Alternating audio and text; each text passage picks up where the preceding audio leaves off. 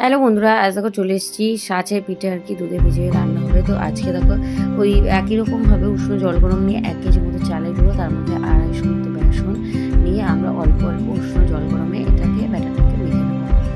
তো দেখো এটাতে কিন্তু অনেক জল যাবে না, মানে একবার অনেক জল দিয়ে মাখবো না। তো দেখো ব্যাটারটা যখন পুরো গোলা হয়ে যাবে তখন আমরা স্বাদ মতো নুন দেবো, আর দিয়ে তার ব্যাটারটাকে আধা থেকে 45 মিনিট আমরা রেস্টে রাখবো। রেখে দেখো আমাদের এদিকে সাজ গরম হয়ে গেছে। মা একটা পরিষ্কার ন্যাকড়ায় একটু সর্ষের তেল দিয়ে সাজের বাটিগুলো মুছে নিয়েছিল।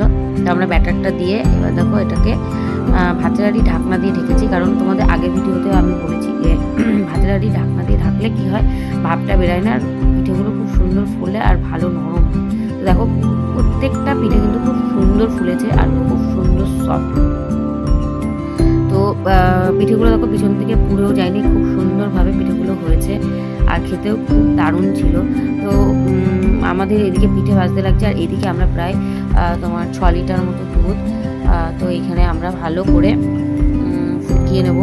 এদিকে দেখো খেজুরের গুড় আর কি, এটা দানা গুড় দিয়ে ভালো করে দুধটা আমরা এদিকে ফুটিয়ে নেব। বন্ধুরা, তোমরা কারা কারা এই পিঠেগুলো খেতে পছন্দ করো অবশ্যই কমেন্টে জানিও। আমরা তো ছোটোবেলায় খেজুরের রসেও খেয়েছি, এখন আর খেজুরের রস পাওয়া যায় না, তাই শুধু ভেজানোই খাই। তো দেখো আমাদের এদিকে পিঠে ভাজা হয়ে গেছে।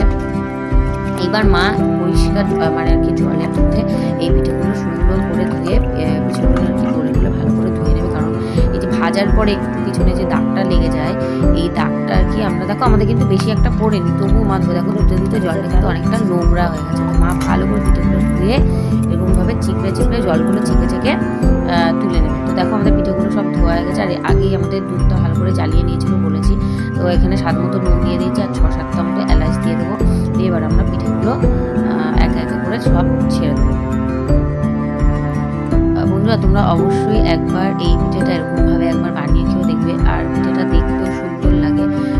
অনেকে আছে ভেজেই ওর মধ্যে দিয়ে দেয়, তখন দুধটা কালো টাইপের হয়ে যায়। তো এরকমভাবে পিঠেটা তুমি যদি ধুয়ে দাও একদম সুন্দর পরিষ্কার আর স্বচ্ছ দেখাবে, দেখতেও ভালো লাগে, খেতেও ভালো লাগে। তো দেখো এই যে এই পিঠে রান্না করার সময় অবশ্যই খেয়াল রাখতে হবে যাতে দুধটা উঠলে পড়ে না যায়। তো একভাবে এরকমভাবে নাড়াতে হবে, 5 থেকে 10 মিনিট ভালো করে ফুটে নেবো। যেহেতু আমাদের দুধটা আগেই আমরা জ্বালিয়ে রেখেছিলাম, তো পিঠেটা দেওয়ার পরে আমরা 5 থেকে 10 মিনিট জ্বালিয়ে নেবো। তো আমরা এই যে সুন্দরভাবে এরকমভাবে নিচ্ছি, দেখো আমাদের হয়ে গেছে পিঠেটা, এবার নামিয়ে নিলাম।